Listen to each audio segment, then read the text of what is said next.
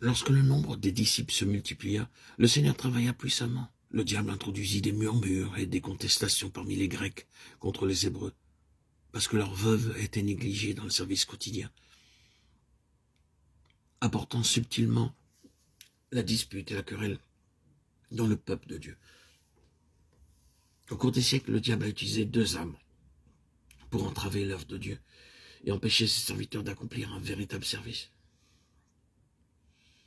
Tout d'abord, lorsque Dieu commence un travail et que sa puissance est manifestée dans les vies, les murmures, les plaintes et les querelles viennent parmi le peuple de Dieu. Et le travail s'en trouve désorganisé et entravé. Quelques croyants murmurateurs de ce genre peuvent éteindre l'Esprit de Dieu, et l'œuvre en souffre.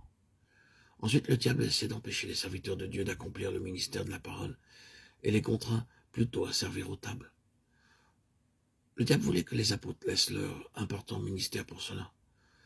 Vous rencontrez la même tragédie dans de nombreuses parties du monde parmi les serviteurs de Dieu. Dieu les a appelés pour être prédicateurs, docteurs, évangélistes, mais maintenant, ils servent aux tables. Pendant quelque temps, ils sont fidèles, mais quand le travail s'accroît, ils deviennent liés par le monde. Il y a d'autres serviteurs de Dieu qui ont des épouses mondaines.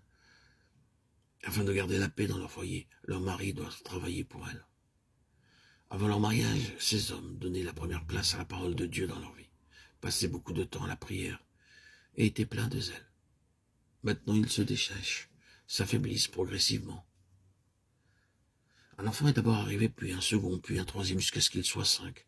Maintenant, ces hommes passent tout leur temps à nettoyer les couches. C'est leur service. Et quand vous leur demandez pourquoi il n'y a pas de fruits dans leur ministère, ils répondent que le terrain est trop dur. Mais la parole de Dieu révèle le véritable secret de la faiblesse. Les premières choses doivent conserver leur caractère prioritaire et par sa grâce, nous pouvons le faire.